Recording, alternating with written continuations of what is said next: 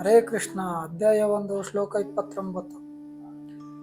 ಅರ್ಜುನ ಹೇಳ್ತಾನೆ ಇಲ್ಲಿ, ನನ್ನ ದೇಹವು ನಡುಗುತ್ತಿದೆ, ಕೂದಲು ಎಚ್ಚೆತ್ತು ನಿಂತಿವೆ, ಗಾಂಡೀವ ಧನಸ್ಸು ಕೈಯಿಂದ ಜಾರುತ್ತಿದೆ, ಚರ್ಮವು ಬೆಂಕಿಯಂತೆ ಉರಿಯುತ್ತಿದೆ. ಅರ್ಜುನನು ತನ್ನ ಅಂತರಂಗದ ಭಯ ಮತ್ತು ದೌರ್ಬಲ್ಯವನ್ನು ವ್ಯಕ್ತಪಡಿಸುತ್ತಾನೆ. ಅವನಿಗೆ ಯೋಧನ ಶಕ್ತಿ ಕುಸಿದಂತೆ ಅನುಭವವಾಗುತ್ತದೆ. ಗಾಂಡೀವ ಅವನ ಅತ್ಯಂತ ಶಕ್ತಿಶಾಲಿಯಾದ ಬಿಲ್ಲು ಸಹ ಕೈಯಲ್ಲಿ ಹಿಡಿಯಲಾಗದ ಸ್ಥಿತಿ. ಇದು ಅವನ ಸಂಕಷ್ಟ ಮತ್ತು ಅಸಹಾಯಕತನ ಗರಿಷ್ಠ ಅಭಿವ್ಯಕ್ತಿ. ಶರೀರದ ಕಂಪನವು ಕೂಡ ದೇಹದಲ್ಲಿ ನನ್ನ ಕೂದಲು ನಿಮಿರುವುದು ಸಹ ಉಂಟಾಗುತ್ತಿದೆ.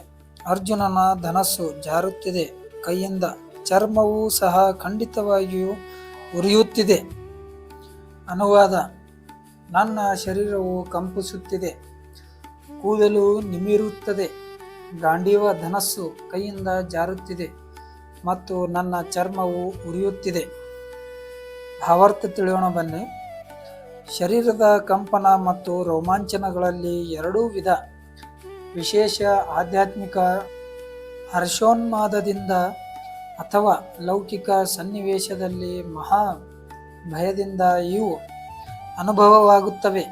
ಆಧ್ಯಾತ್ಮಿಕ ಸಾಕ್ಷಾತ್ಕಾರದಲ್ಲಿ ಭಯವಿರುವುದಿಲ್ಲ.